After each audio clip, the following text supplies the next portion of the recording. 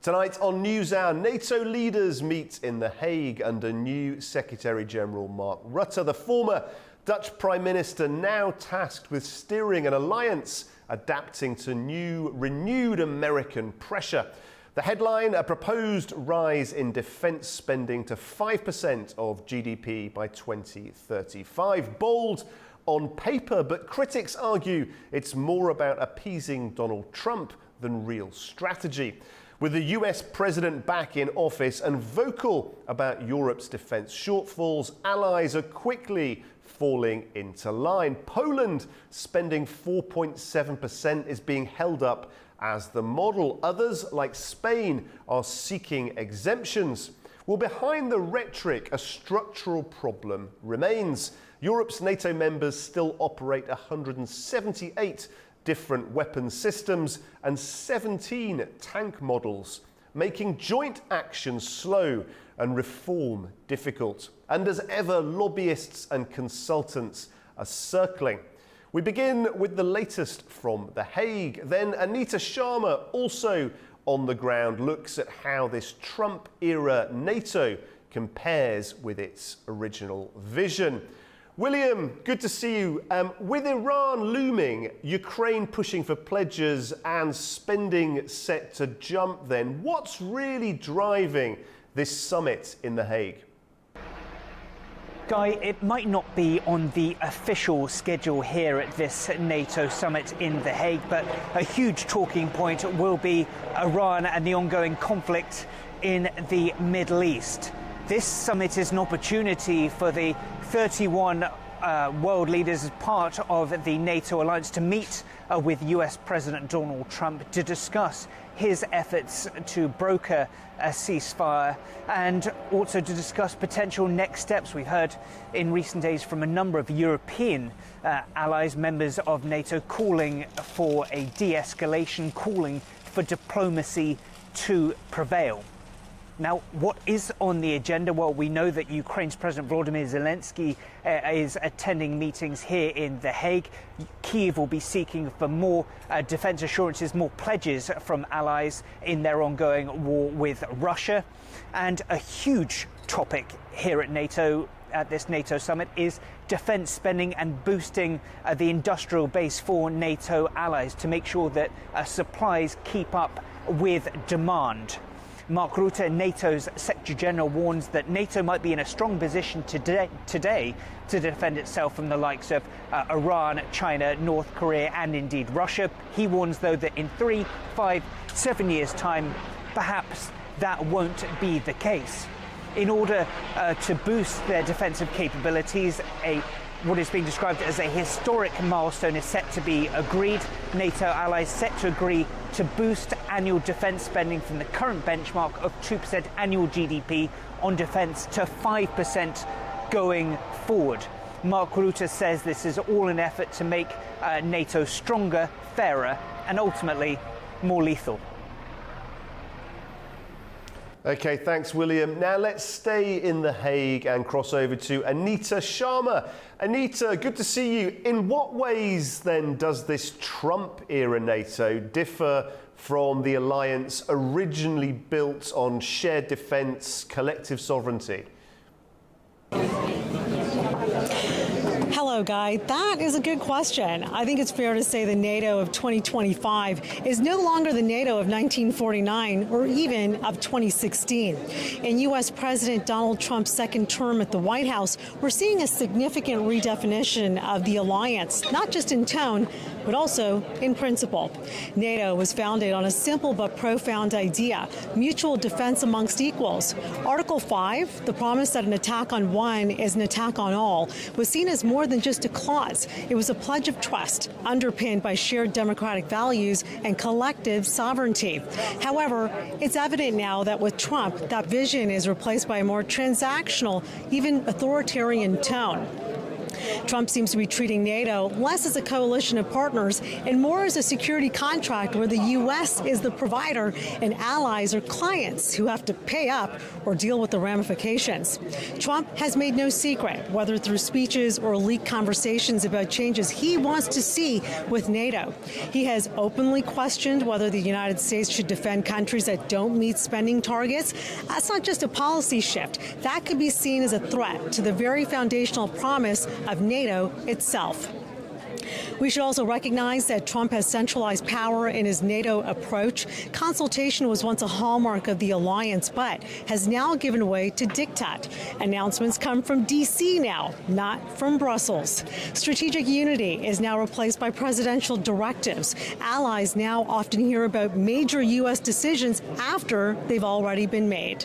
I'd be remiss if I didn't address Asia. The situation has also changed since Washington is more focused on China. Trump's administration has made it clear that countering Beijing's economic and military rise is now the top priority. Where does that leave NATO, which has traditionally been centered on the Euro-Atlantic? As U.S. resources, attention, and diplomatic energy pivot toward the Indo-Pacific, European allies are left wondering where they fit in America's new global playbook. So, it's fair to surmise that there's a growing sense of anxiety in Europe, with NATO members now scrambling to bolster their very own defenses. Some are even quietly discussing the unthinkable.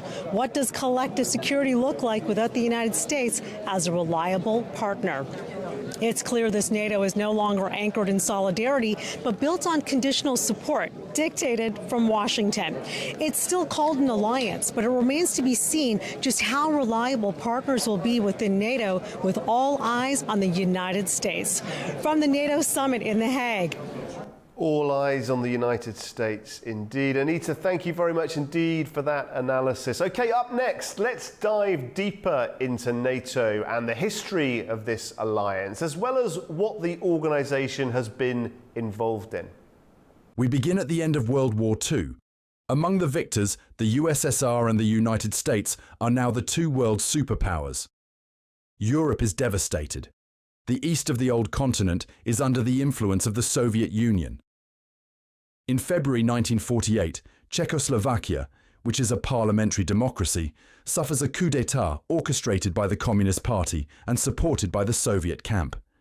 In Western Europe, this event leads to fears that Soviet influence will spread ever further westward. France, the United Kingdom, and the United States agree then to unite their occupation zones in Germany in order to create a democratic German state that will block Soviet influence. In addition, the Benelux countries, France, and the United Kingdom sign a defensive alliance to protect themselves, on the one hand against a possible return of German power, and on the other against a military intervention by the USSR, which has the largest army in the world.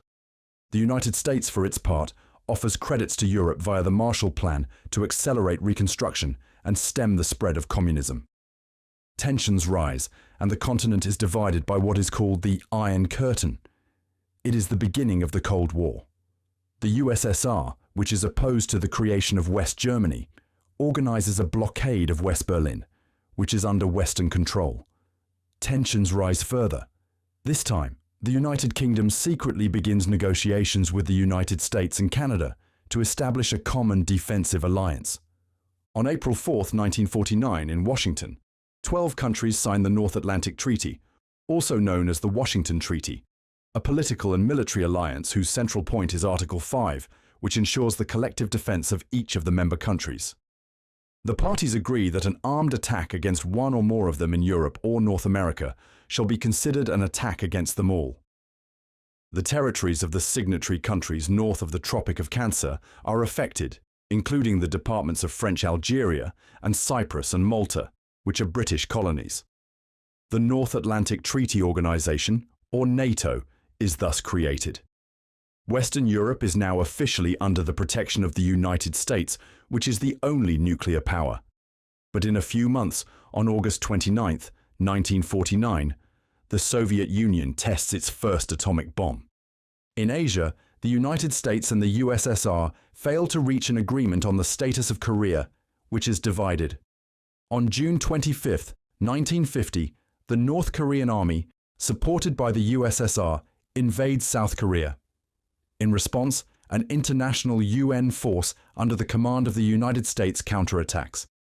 The United States is heavily involved on this front and fears that the USSR will take advantage of the situation to launch a similar attack against West Germany, which is not a member of NATO and has not been allowed to rearm since the end of World War II. The United States wants to authorize the country's rearmament as quickly as possible. But France, Belgium, and Luxembourg, which had all been invaded by Germany in the two world wars, are opposed. Instead, France wants to create a European army that would include German forces and be integrated into NATO. Furthermore, the members of the alliance agree to set up a common structure to better coordinate military actions. They establish a headquarters at Rocancourt, close to Paris. Each member country will provide, at its own expense, military forces that will be placed under its command. The future President of the United States, Eisenhower, becomes the first Supreme Commander. In 1952, Greece, which is emerging from a civil war, and Turkey, which is turning towards the Western camp, join NATO. The same year, the alliance continues to structure itself by creating the position of Secretary General, who becomes the highest representative of the alliance. The headquarters of NATO, which had been based in London for 3 years, is moved to Paris. In France, Parliament rejects the European Defence Community project. After negotiations, France finally authorises the rearmament of West Germany and its integration into NATO, which becomes official on May 6, 1955. A few days later, the Eastern Bloc responds by creating the Warsaw Pact, a military alliance between the countries of Eastern Europe. The armies of the two alliances mainly face each other on either side of the border that divides Germany. The United States, which has approximately 400,000 soldiers on European soil, is now betting on nuclear and installs nuclear weapons in Europe. Within a few years, Cyprus, Algeria, and then Malta gain their independence. But none of the 3 new countries applies to join NATO. In France, President Charles de Gaulle is opposed to the US dominance within the alliance. He then decides that France must leave NATO integrated command while still remaining a member of the alliance. French troops will no longer participate in NATO military actions. The 30,000 US troops present in France must leave, and NATO headquarters and military command are moved to Belgium. In 1974, after an attempted coup in Cyprus, Turkey invades the north of the island militarily. Greece, unhappy, also leaves NATO integrated command. In the following years, the USSR develops and installs new, more powerful nuclear missiles that threaten Western Europe more precisely. This rekindles tensions. In reaction, NATO decides to install new missiles in 5 member countries, while attempting to initiate a policy of détente with the USSR. In 1980, Greece returns to the integrated command, and in 1982, Spain is admitted to NATO following the death of Francisco Franco in 1975. In the USSR, the economic situation is catastrophic. Industrial and agricultural production stagnate, while the country is bogged down in a costly war in Afghanistan. After the Chernobyl nuclear incident of 1986, the USSR is weakened and loses control in Eastern Europe, where pro-Soviet governments fall one by one. In 1989, the Berlin Wall is torn down. Mikhail Gorbachev, the head of the USSR, begins meetings with the West to organize German reunification. Gorbachev wants Germany to be neutral, while the West wants it to be a member of NATO. Long negotiations then begin, during which the West verbally promises not to extend NATO 1 inch eastward in a reunified Germany. As the Warsaw Pact is still in place, it is then not imaginable to extend NATO further eastward. But no agreement or treaty is signed in this regard. Finally, Gorbachev agrees that reunified Germany can be a member of NATO. A few months later, the Warsaw Pact and then the USSR are dissolved, marking the end of the Cold War. NATO accomplished its mission by preserving peace among its members for over 40 years, without ever having to engage in combat. Would you like me to continue with the remaining portion beginning from the Yugoslavia and Kosovo sections onward? In the Balkans, Yugoslavia is weakened by independence movements. After Slovenia, Croatia, and Macedonia, Bosnia-Herzegovina proclaims its independence. But the new country is populated by a large Serbian minority that proclaims its own independence and begins a siege of Sarajevo. The UN then asks NATO to patrol the Adriatic Sea to enforce an arms embargo against Yugoslavia, which is supporting the Bosnian Serb minority. The UN then passes a resolution to create a no-fly zone in the skies over Bosnia-Herzegovina. The NATO Air Force is given the task of patrolling to enforce the resolution. On February 28, 1994, 6 Serbian planes are spotted in the exclusion zone bombing a military factory.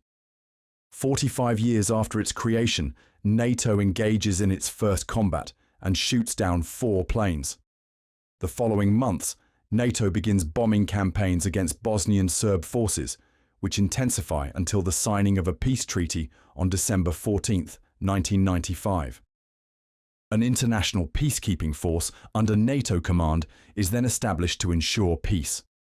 After years of meetings and talks, Poland, the Czech Republic, and Hungary joined NATO on March 12, 1999. In Yugoslavia, Kosovo, which is mainly populated by Albanians, also has independence claims. A local armed group attacks Yugoslav forces and a civil war breaks out. Once again, the international community seeks to intervene, but this time Russia announces that it will veto a military intervention at the UN. After the failure of negotiations with Yugoslavia, NATO takes the initiative to intervene militarily for the first time without a UN mandate, believing that its role is to avert a humanitarian catastrophe. For 78 days, NATO massively bombs Yugoslavia, including the capital, Belgrade. Finally, an agreement is reached, and the Yugoslav army leaves Kosovo. NATO then deploys an international force called KFOR to guarantee security. Russia, which feels betrayed and sidelined by the West, also sends soldiers to Kosovo to ensure the same mission. On September 11, 2001, the United States is the victim of terrorist attacks on its territory. For the first time ever, NATO activates Article 5 and commits itself to the fight against terrorism. Military aircraft are sent to the United States to patrol the skies, and a naval force is deployed to the Mediterranean Sea to combat terrorist activities. The United States, for its part, forms a military alliance and goes to war against Afghanistan, which is ruled by the Taliban and where Osama bin Laden is located. After taking control of the capital Kabul, an international force is deployed to assist the new government in taking control of the entire country and to maintain security. 2 years later, the United States launches another offensive, this time against Saddam Hussein's Iraq. In 2 months, Baghdad falls. NATO is then called upon, in Afghanistan, to take command of the international force there, and in Iraq, to train and supervise the country's new troops. In 2004, the Baltic states, Slovakia, Slovenia, Romania, and Bulgaria joined NATO. In 2005, the African Union, which is intervening in Darfur where a war is raging, asks NATO for support and obtains logistical and air transport assistance. The same year, NATO sends humanitarian aid to the United States after Hurricane Katrina and to northern Pakistan after a devastating earthquake that leaves 4 million people homeless. In 2008, in Georgia, during a referendum, 77% of the population announces that they are in favor of joining NATO. A few months later, at the Bucharest summit, NATO members announced their support for Ukraine's and Georgia's applications for NATO membership. This time, tensions rise with Russia, which claims to be the heir to the USSR and feels increasingly threatened by NATO moving closer to its borders. In 2009, Croatia and Albania joined NATO, while France fully reintegrates into the military structures of the alliance. That same year, NATO deploys an international military fleet off the Horn of Africa to fight piracy that threatens international shipping. In 2011, NATO intervenes in Libya during the Arab Spring, officially to protect civilians.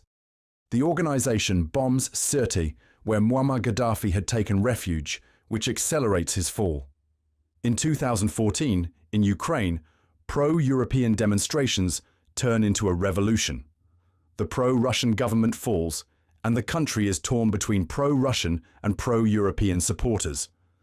Russia takes advantage of the chaos to annex Crimea. In response, NATO suspends all cooperation with Russia. In addition, NATO deploys troops in Estonia, Latvia, Lithuania, and Poland.